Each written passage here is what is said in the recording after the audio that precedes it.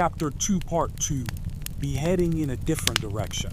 They enjoyed their breakfast, talking about Ireland, golf, and politics. I sure hope this country will give us all the opportunities we missed in Ireland in the last years. Dax exclaimed, glad to be in America. Yes, I hope President Harding will keep this country headed in the right direction. Bain agreed. Are you ready to be the first girl to ride in my new car? Dax asked, winking at Polly. Maybe I will just forget to take you home and end up in Montana with you. Let's just have a nice drive for now, Polly replied cautiously. After saying goodbye to Bain, Dax walked Polly across the street to the hotel so they could gather their things. He checked out, threw his duffel into his car, and returned to the lobby. Soon, Polly rounded the corner, suitcase in hand. Dax grabbed her suitcase. This will be the ride of my life. A pretty girl and a new car. It doesn't get any better than that. He felt 10 feet tall, with his right arm around Polly's waist, escorting her out to his car. It's closer to my house if we go straight east, Polly commented. Dax helped her into the passenger seat. If we go the closest way, we will get there sooner, and then I won't get to spend as much time with you. Dax grinned, pulling away from the curb. Well, that would be a shame, wouldn't it? Polly smiled again, close enough for Dax to kiss. This time, he could not resist the temptation. Finally, she cooed. Sorry, I didn't want to be too forward. Dax apologized. Can you kiss me again? She flirted. Of course. Dax pulled the car over and parked under a shady tree, where they tasted each other's lips and enjoyed a long embrace before their journey continued. They drove 7 miles and came to a stop at the intersection where Dax had witnessed the massacre. Everything was cleaned up. The only evidence was blood stains on the pavement. He scanned the area for anyone who might be watching. There didn't seem to be a soul in sight. He turned left and motored east toward Chicago, the city he walked through as a vagrant just a few days before. He thought about when it would be safe to return and dig up his stash. As soon as possible, he decided. Out in the countryside, Dax developed a good feel for driving, but the traffic got heavier as he entered the city. Do you know your way home from here? Dax asked. Yes, I'll tell you how to go. Polly guided them to her apartment. Dax turned off the motor and turned to Polly. Is there somewhere we can spend more time together? Dax asked her, looking deeply into her eyes. You can come in, and I can make some iced tea. Where are you going to stay tonight? She asked. Is there a hotel near here? Only a few blocks away, she said. I want to stay close to you, so tell me where it is. 2 blocks east and 4 blocks north, she pointed. I will have to start my drive to Montana soon, but I don't want to leave you, Dax said. I have to say I have become attached to you in the short time we've spent together. I feel something too, Dax, and I don't want you to leave either. I still have some business to take care of here, so I can stay a few more days if you will spend time with me. Yes, Dax, I want to see more of you. I can take care of my business while you are at work, and we can see each other in the evenings for a few more days. Dax hugged her. I just hope you don't run away and break my heart, she sighed. You must know there is a train that goes from here to Montana every day, and when you want to come there to see me, you can, Dax explained reassuringly. It's so strange. 3 days ago, I didn't know you, and now I'm afraid I'll never see you again, she uttered in concern. It's okay, Polly. Dax reassured her with a passionate kiss and a tight hug. Let's go to a nice place for dinner. A speakeasy down the street has good food and real drinks. They don't care if it is prohibition. I haven't been there, but some friends say it's the best. She chirped excitedly. What are we waiting for? Dax exclaimed. Dax carried Polly's suitcase into her apartment, then grabbed her hand, and they strolled 2 blocks to the speakeasy. Dax ordered 2 steak dinners and a bottle of red wine. I wish things weren't so tough in Ireland, but if they weren't, I wouldn't have come here, and I wouldn't have met you. Dax stated wistfully. It's funny how things work out sometimes, Polly responded, sipping her Cabernet. Dax and Polly enjoyed a drambuie as an after-dinner drink, talking non-stop about their mutual hopes and dreams for the future. Polly reminded him of her early work schedule, so Dax walked her back to her apartment. What time can I knock on your door tomorrow evening? Dax asked. 6:30. I'll be ready at 6:30. 6:30 it is, Miss O'Reilly. They pressed their lips together, their eyes open. Dax laughed while trying to kiss. She laughed, and then they kissed passionately. I'll be back tomorrow to get another one of those, he smiled with a twinkle in his eye. In his room that night, Dax took out a sheet of hotel stationery and scribbled out a list contemplating things he would need for tomorrow and his trip west. He thought through each step, knowing he could not leave the money alone in his car at any time. He would have to eat and sleep with it from the time he loaded the bags into his car until he found a new place to hide them in Montana.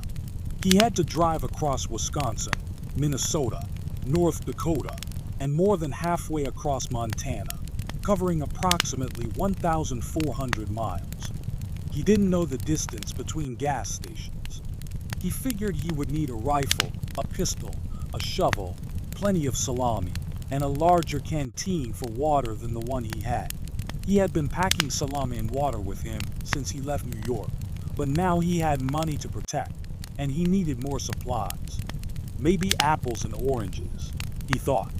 They were too heavy to pack when he walked, but now he could pack his car's back seat and floor. This would be the most intense week of his life, moving such a large amount of cash such a far distance and having to be ready to protect it from all who might want to make it theirs. He thought about Polly. He knew he had to leave her behind, for now. His night was sleepless, thinking not of survival, as usual, but of arriving safely in Montana with plenty of money to fund a long life in style. He listened to the ticking of the wind-up alarm clock. Ticking, ticking. It finally ticked him off to sleep. Dax woke early and dressed in Levi's, a red plaid cotton shirt, and red wing boots. He gobbled a big breakfast in the hotel restaurant, something he had not yet become accustomed to. It hit the spot. Dax struck up a conversation with a middle-aged man at the next table. They seemed to have a lot of things to talk about and enjoyed each other's company. Do you know Chicago very well? Dax asked. I come here often. I am a salesman for a hardware company, the man answered. I'm looking for a hardware store and also a good sporting goods store that sells guns. Can you point me in the right direction? Dax asked. The fellow took out his pencil and sketched a map for Dax to follow. Thanks, Dax said, taking the map. After goodbyes, Dax drove to the hardware store. He parked his car and sauntered down the sidewalk, looking in the windows for what he needed. Browsing around a hardware store, Dax got some new ideas. He bought a shovel, pitchfork, digging bar, a roll of rope, some steel stakes, and a canvas tarp with eyelets around the border. He envisioned the tarp tied high up on the side of his car and staked to the ground 10 feet out, making a good tent to sleep under. He bought another smaller canvas to roll up with blankets, as he had left his last bed under the bridge in Skokie. Dax paid for his supplies and loaded them into his car. Returning inside, Dax asked the clerk, "Where's a store where I can buy a gun and some bedding?" They walked out on the street for a vantage point, and the clerk pointed to several shops. Next, Dax drove down the street and parked in front of the dry goods store.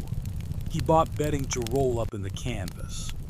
Then, he drove to the sporting goods store, where he bought a Parker 12-gauge double-barreled shotgun, a lever-action 30-30 Savage, and a .38 revolver with a shoulder holster.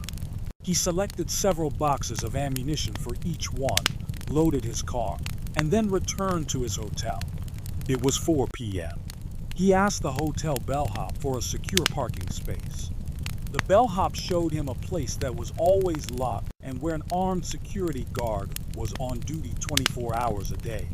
It will cost you $2.00 a day to park here. The bellhop informed Dax. Thanks, Dax said. Just don't let anyone near my car. No problem, he replied. Dax wrapped his guns in the blankets and took them to his room, leaving everything else in the car. He still had time to kill before picking up Polly, so he took a short nap. At 5:30, Dax carried a change of clothes and toiletries down the hall for his bath. He dressed in his suit, freshly cleaned in the hotel laundry the night before, and walked to Polly's apartment. Polly greeted him wearing her ankle-length red pencil skirt and white blouse that accented her auburn hair and hazel eyes. I have a surprise for you, Dax, she greeted, inviting him in. I stopped by the grocery store because I decided to cook dinner at home. How long has it been since you ate a home-cooked meal? Never in Chicago, Dax replied. It will be a new experience. I hope it will be a good experience for you. Polly batted her long eyelashes.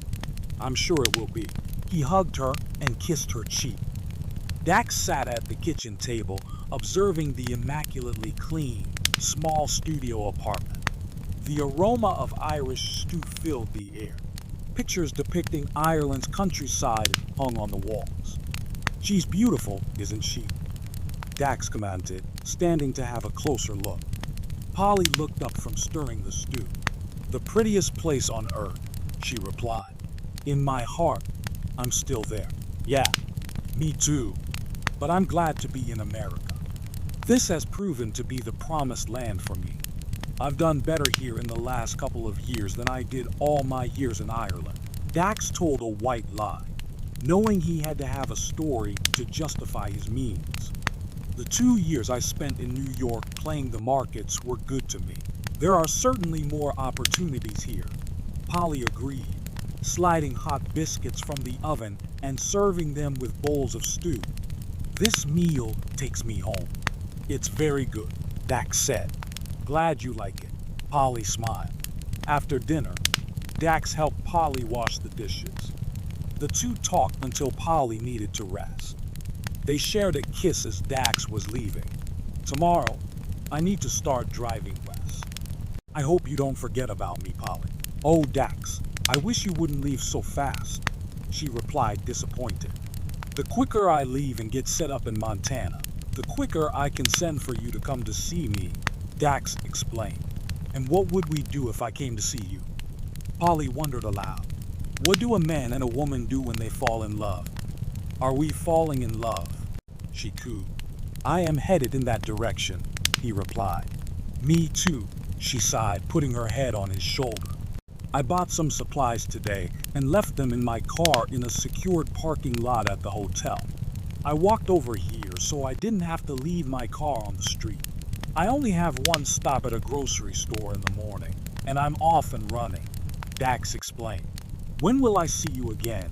She asked, her voice filled with sadness. I want to leave you some money so you can come to Montana on the train after I get settled in my new home there. We can send telegrams. He gave her $200.